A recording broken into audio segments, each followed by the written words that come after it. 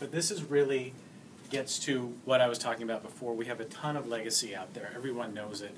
This is about figuring out how to deal with it and how to move forward, where the risks are, where the opportunities are, and then help us formulate a go-forward plan on how we're going to get to modernization.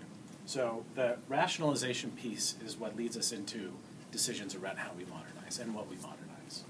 And then Brent has really done a tremendous amount of work in this space, so I'll have him talk about where we're at right now. I don't know what people remember this at all here, kind of a fisheye lens view of the world. So one of the efforts that we just kicked off at the beginning of August was updating the portfolio. As Bill suggested earlier, the purpose for the most of that portfolio is to collect additional data fields to focus on our initial rationalization cut. We're adding fields that we've never collected before, focusing on what does it cost to keep a system running in terms of real financial dollars, what is the business value of the application, and then some of the metrics around the age of the application and the number of interfaces and dependencies that are in the application. So we got 15 new data fields that the SDMs are helping to populate, BSS is helping to populate, and we're starting to work with the separate elects to collect that data. Now, that's in addition to updating the portfolio in general, because it is about a year old and running a little behind right now. So at the end of August, we're going to try to have all that updated, and then the goal is to do some rationalization analysis.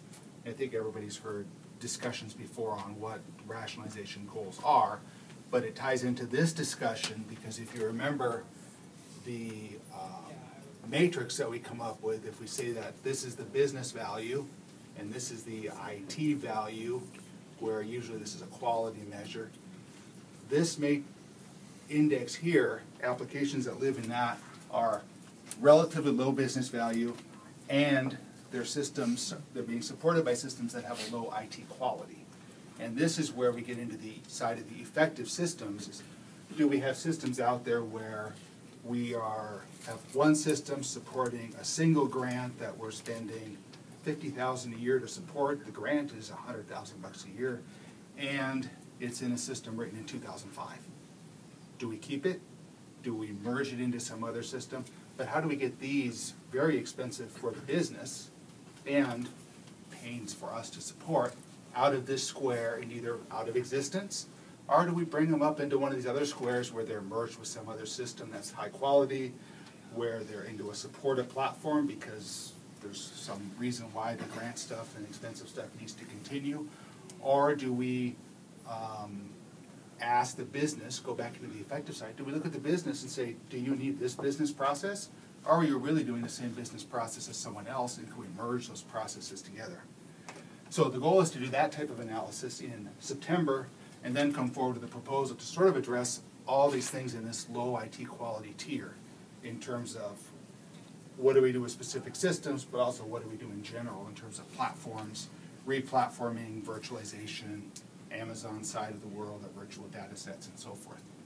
So that's sort of the capsule summary. This fits into the effective digital systems, and it addresses both the business side of them being aware, and that's where it's fun to work with the SDMs because they're starting to understand closer where all these small little systems are that may or may not be being effective at the moment.